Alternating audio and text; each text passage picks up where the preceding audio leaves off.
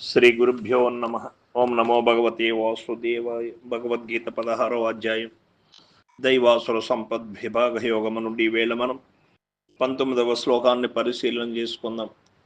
తానహం దశతః క్రూరాన్ సంసారేషు నరాదమాన్ క్షిపాం యజస్రమశుభాన్ ఆసురీష్వేవయోనిషు. భగవానులు చెబుతూ ఉన్నారు, సత్యవాక్కులు. ఆ ప్రకారముగా సమస్త ప్రాణులలో గల ఆత్మయగు నన్ను ద్వేషించువారును, క్రూరులను, అశుభ అనగా పాపకార్యములను చేయువారును నగు అట్టి మనుజా అధములను నేను జనన మరణ రూపములకు ఈ సంసార మార్గములందు అసుర సంపదమైన నీచ జన్మలంది ఎల్లప్పుడూ త్రోసివేయుచున్నాను అని భగవానుడు చెబుతూ ఉన్నాడు.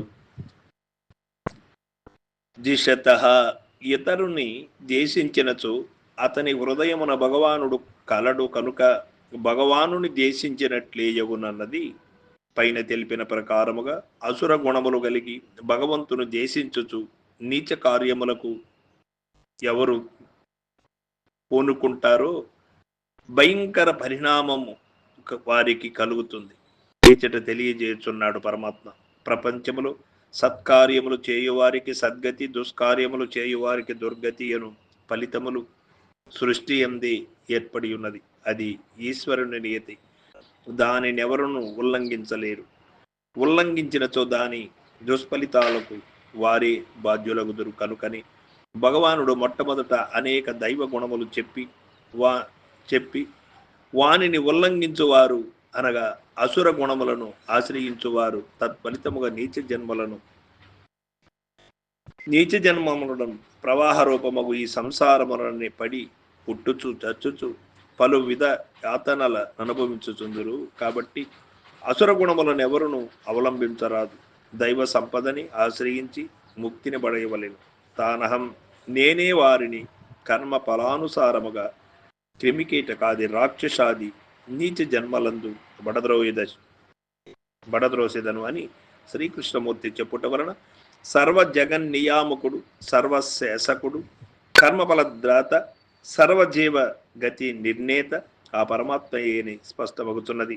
నరాధమాన్ మనుజాధములను కఠిన పదము ఇచ్చట ప్రయోగించుట వలన భగవానుడు పాపులపై, దైవ విద్వేషులపై, అసుర గుణాశ్రయులపై ఎంతటి రౌద్రమును వహించిరో తెలియచున్నది. వినాశాయచ దుష్కృతామని ఇదివరలో పరమాత్మ మనకు చెప్పాడు.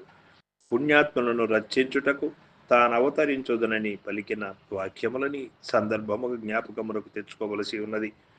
నరాధముడనగా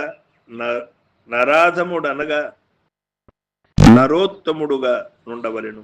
పురుషోత్తముడుగా వర్తింపక పురుషోత్తముడుగా నుండుటకే యత్నింపవలెను. ఒకవేళ పాపకార్యములు చేసి నరాధముడుగా మారినా తగిన శాస్తి జరిగే తీరునని ఇచ్చట చెప్పబడినది. కాబట్టి మనుజుడు భయభక్తులు కలిగి జాగరూకులై తమ విజ్ఞతను ఉపయోగించి తమ జీవితమున అసుర గుణముల ఏమాత్రము ఆశ్రయింపక దైవీ సంపదనే బాగుగా అభ్యసించవలెను. సంసారేషు ఆసురీష్వేవ యోనిషు అని బహువచనము ప్రయోగించుట చేవారు ఏ 1-2 జన్మలో కాదు క్రిమి కీటకాది రాక్షసాది అనేక జన్మలను పొందుదురని స్పష్టమగుతున్నది.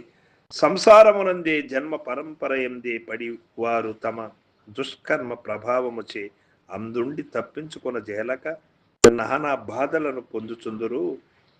వారు పారిపోవు గొర్రెను కసాయి వారు మరల వెనుకకు తెచ్చి వధించు చందమున అట్టి నీచులు దుఃఖము నుండి సంసార బంధము నుండి తప్పించుకొన దలంచినను దుష్కర్మ ఫలితముండు వరకు భగవద్ ఆజ్ఞచే తిరిగి దాని ఎందే పడద్రోయబడుదురు.